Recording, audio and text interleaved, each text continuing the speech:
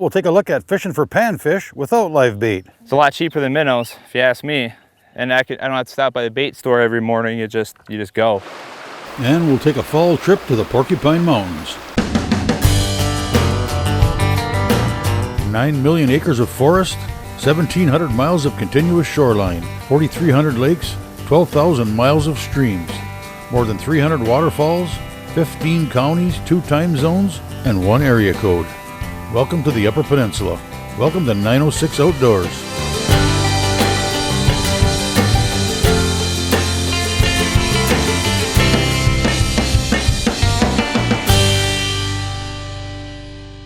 We're going to be fishing for panfish using artificials. We're going to be using crankbaits, small jigs, even some ice fishing tackle. So yeah, you don't have to put that away for ice fishing time. Yeah, it's just a little different. You're not re-rigging your live bait all the time, and it's fun. You never know what you're going to get at the end of the line. You could get bass, pike, but we're looking for panfish. So basically what I got here is just a regular small little crankbait, almost just a miniature version for bass. We got single barbless hooks on there. They hold the fish pretty good, especially using a limber rod that'll keep them pinned.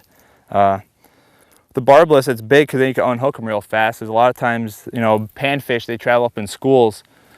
So cycling through, you can unhook them, let them go, keep them, whatever you're going to do. Then you keep working that school before they dissipate or you drift off them or whatnot. Oh, it is. It's a nice gill. I wasn't really doing the good head shakes. That's what a lot of the bigger ones are going to hide out down here, out in this deeper stuff. That's kind of the big thing with using artificials. You can do that. You can just keep cycling through, catch them, unhook them, keep them, do whatever you're going to do with them, and then you can get right back. So you're not re-rigging worms or minnows and messing with your bobber. So it's pretty efficient, especially if they're active. See, most time with crankbaits, it's kind of annoying with the treble hooks with the barbs and all that, but with these barbless single hooks, it makes catching them a lot better. A lot of times, live bait, if they're not as active, underneath the slip float or whatever you're going to use, a lot of times that can be more effective. But right now, they're pretty active. The water temperature is rising, so that's why I go with the artificial approach this time of year. A lot of times I'll use crankbaits to find the fish, and then I'll use jigs to kind of just work that. Fish it pretty much the same way I do bass, it's just everything's smaller. See, there's this quick little unhook, then you just drop them back in the water. But yeah, that's usually eating size right there. I don't like keeping the big ones.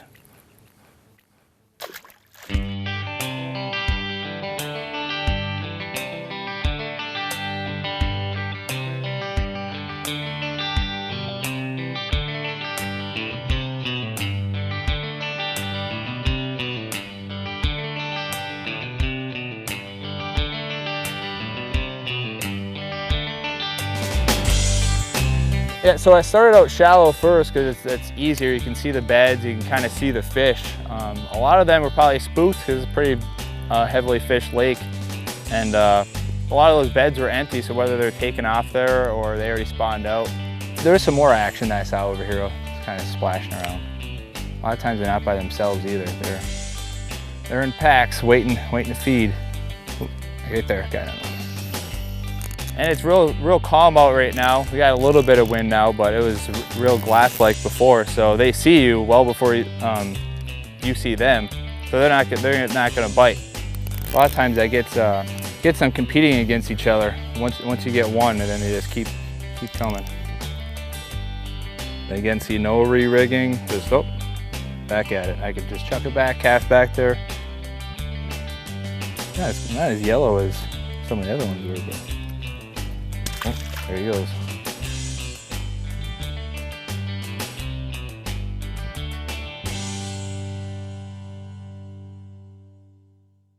"906 Outdoors" is brought to you in part by NutriFeed, nutritional feed solutions for deer and horses.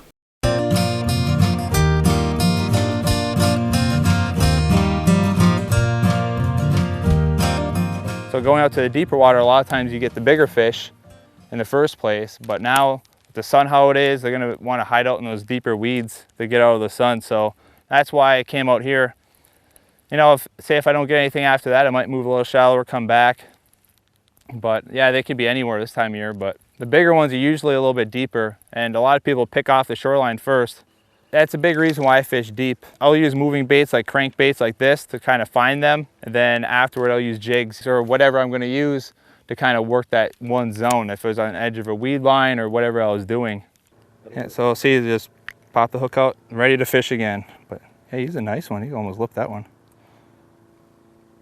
Yeah, belly full. Yeah, those are fun. They pull. Like, it took me a while to land that one because you don't want to rip it out just in case you get in that soft part of their mouth. Yeah, well, that one's definitely real nice. Yeah, but yeah, he'll live to see another day. So he'll be that one. Okay. Yeah, this year was just weird. Even still, you got kind of I don't know, they're just in a funk. They'll come swipe after top water or whatnot, but then they won't come back. This thing with ultralight right here, you get a little 12-inch bass and it just takes off on you. Especially if you get in a good school of bluegill, then this happens. It's kind of annoying. I mean, I appreciate every fish, but when you get a good school, especially perch, because they're real spooky. One of my favorite baits, that 2-inch ripple shad. Pretty versatile and they're real durable. So instead of hooking up minnows every time, you just throw one of those on, you can fish it almost all day. Yeah, bluegill hit them, bass, I mean everything. And you pay like $4 for a pack of maybe 8 of them.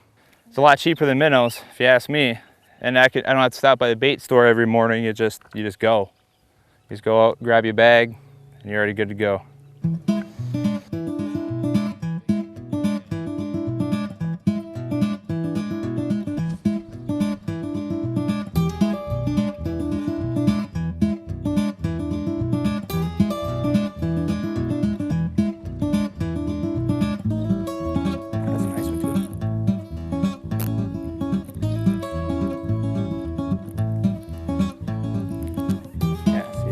Those single hooks still keep the fish pinned pretty good too. Well, I don't want to speak too early, but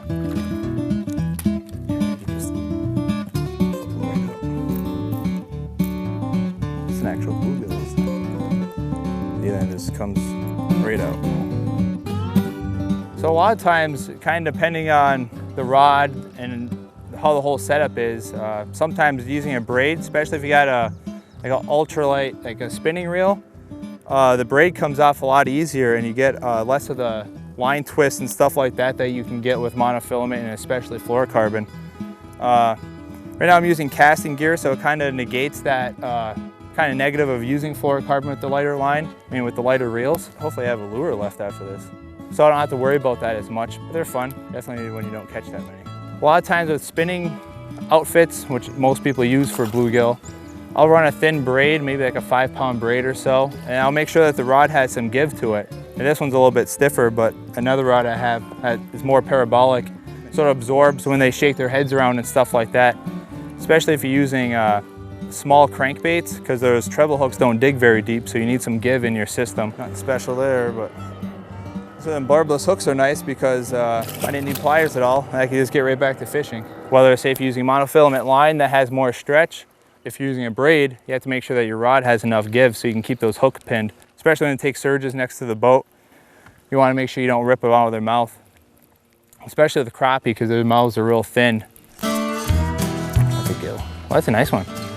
See that one over there? I'm gonna try to stay off. Yeah, a lot of the same stuff I do for bluegill, it's the same thing I do for bass, but just downscaled. So, say if I'm running like spinner baits or, I don't know, anything that kind of moves crankbaits, I want some give in my system.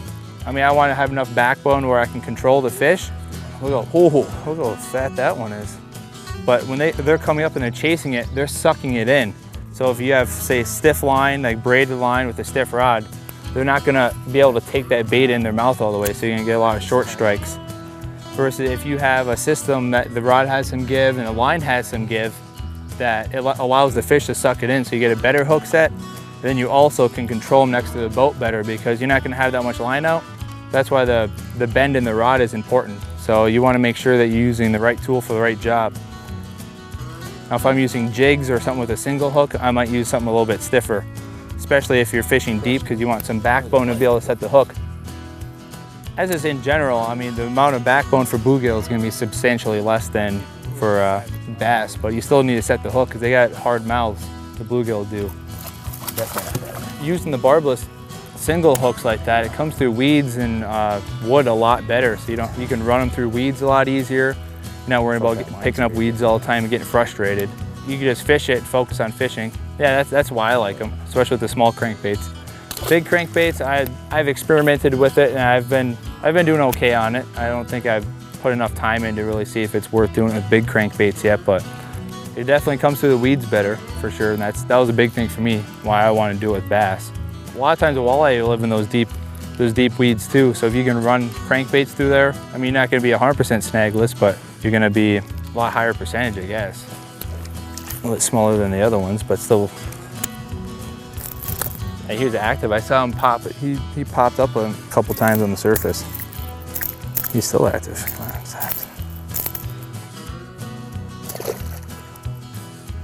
Yeah, that time, see on shallow water, and especially with these small crankbaits, you can control their depth a lot easier than like those big bass ones. So you just keep your rod tip up a little bit, then you can kind of see where it's at, and that way you're not dredging the bottom the entire time. Especially if there's a lot of hang-ups. A lot of times they'll hit stuff right off the top of the water like that too. So it gives you a little bit of versatility.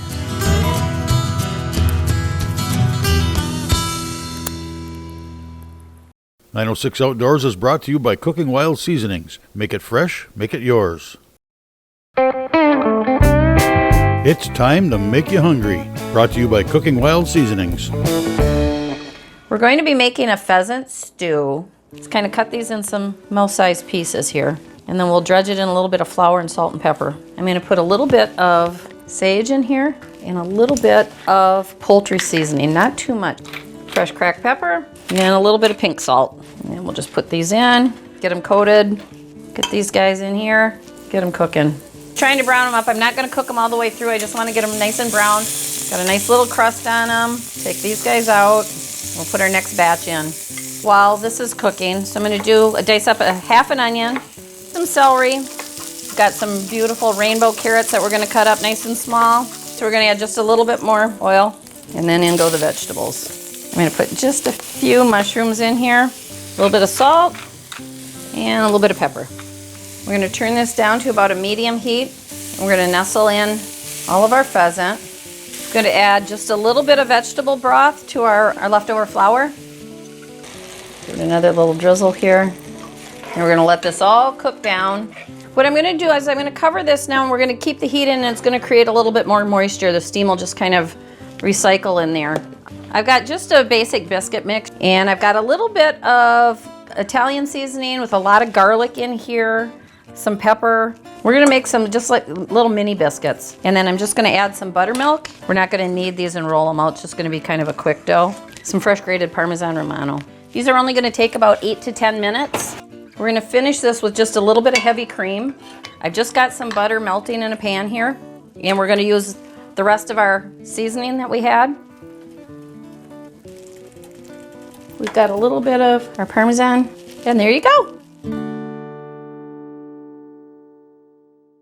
Today's show is brought to you in part by Rapid River Knife Works. Rapid River Knife Works is the largest custom knife factory showroom in Michigan. Hunting knives, pocket knives, and kitchen knives. Watch your custom knife being made and engraved. Free laser engraving with your personal message or company logo. Lifetime warranty on every knife and free sharpening. Bring the family and visit Rapid River Knife Works today.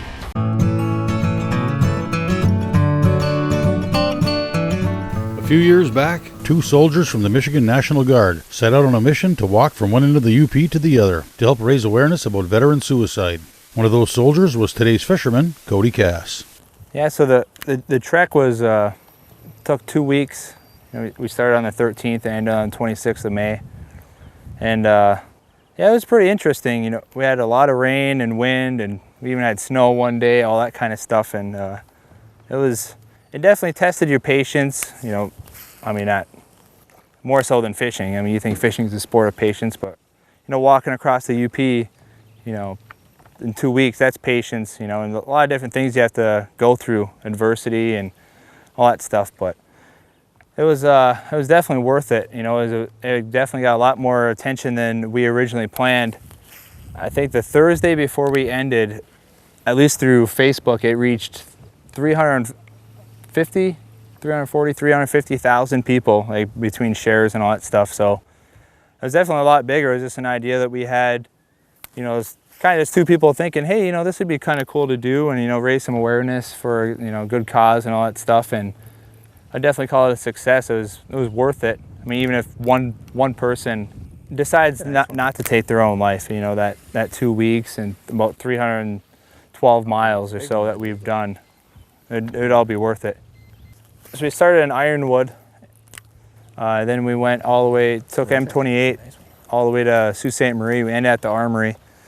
Had pretty nice welcoming there. We had different law enforcement, border patrol, some members of the community as well that was following us, and had family members go up there, so that was nice. Met a lot of neat people along the way. All those small towns that you wouldn't think to stop in.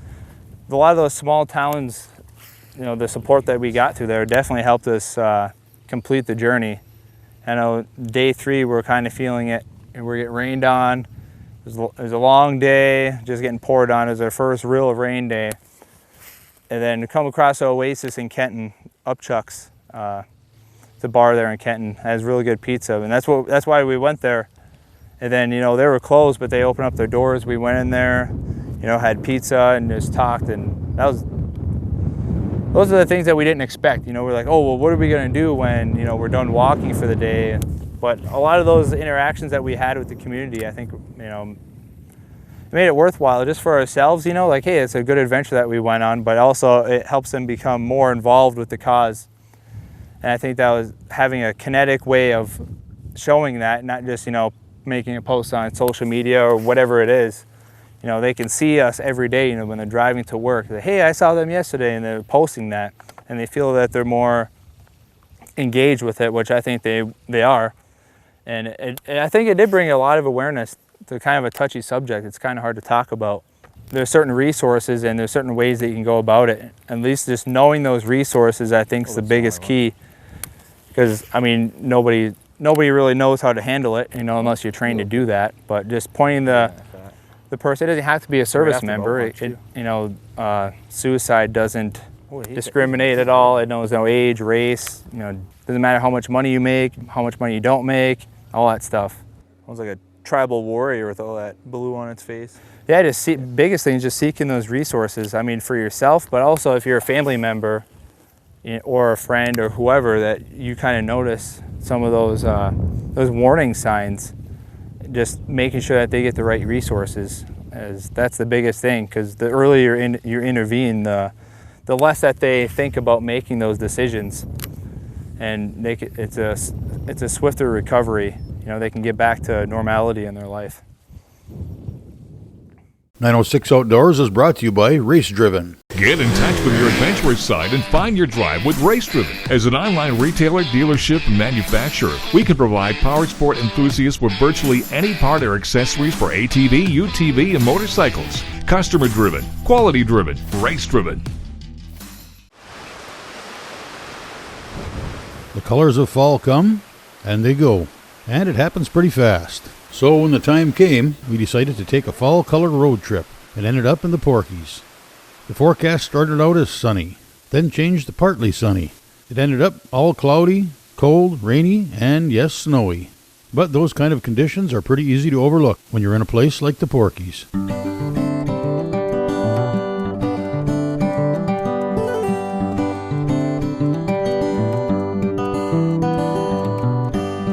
Porcupine Mountains cover 60,000 acres, 92 square miles of undeveloped UP wilderness, and make for Michigan's largest state park. It was voted the second most popular state park in the United States by USA Today's 2015 Readership State Parks Contest. Within the park, you'll find numerous waterfalls, campgrounds, trails of all sorts, just enough road to get you where you need to go, and a block of old-growth forest comprising almost 35,000 acres, and considered by some to be the biggest and best stand of virgin northern hardwoods in North America. Sun or no sun, that makes for some color. After a quick stop at the visitor center, we hit the south boundary road with a number of stops planned along the way. There's a lot more to the Porkies than color. You can hike to your heart's content in the park.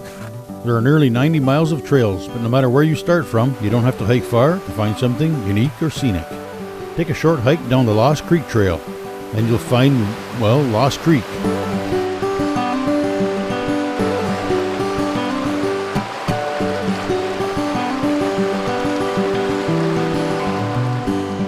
far down the road is Nonesuch Falls.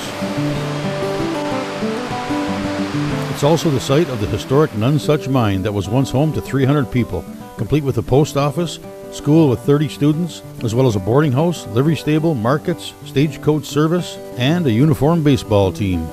The area was given its name soon after Ed Less discovered the Nonesuch vein of copper on the Little Iron River in 1865. The name refers to the occurrence of copper in sandstone. Nonesuch ore existed anywhere else in the copper country. That's certainly a story for another show.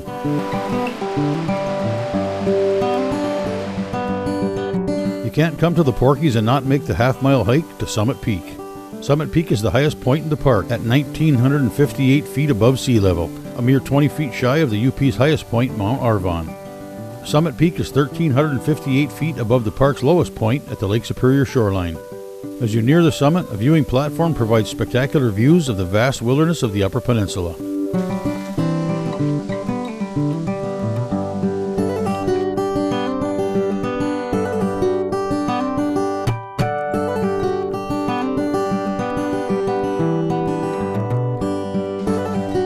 You can add another 40 feet by climbing the viewing tower located at the summit.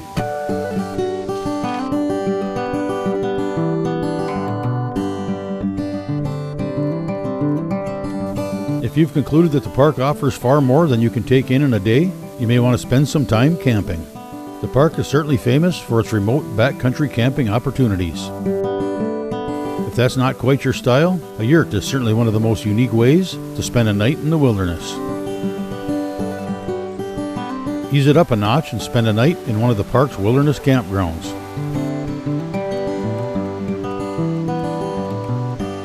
You never know what you'll find a short walk from your campsite.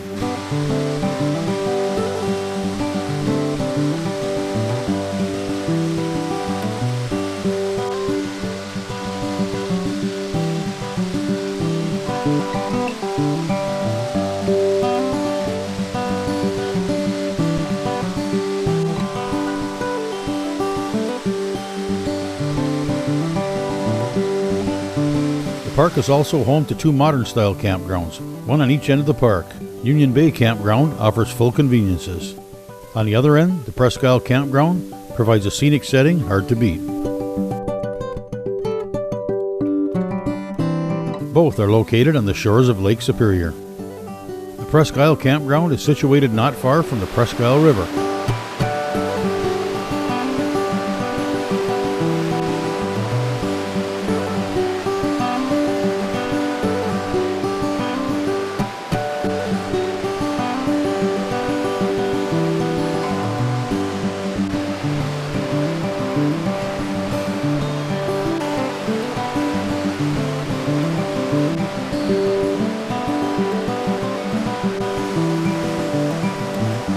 With its amazing scenery and spectacular waterfalls, a hike along the well-maintained walkways on the banks of the Presque Isle is sure to not disappoint.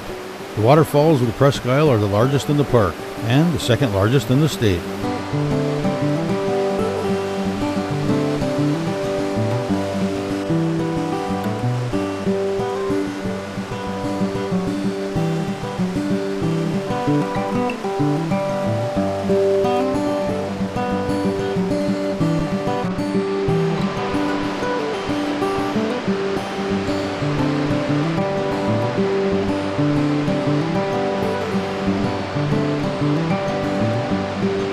We finished off our tour, of course, with a visit to the escarpment for a look at the park's most visited vista, the Carp River Valley and Lake of the Clouds.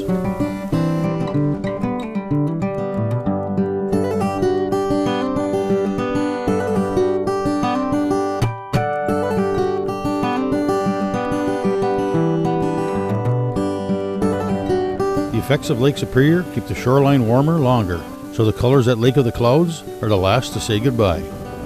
And as they do, it's one of the finest views in all of the peninsula.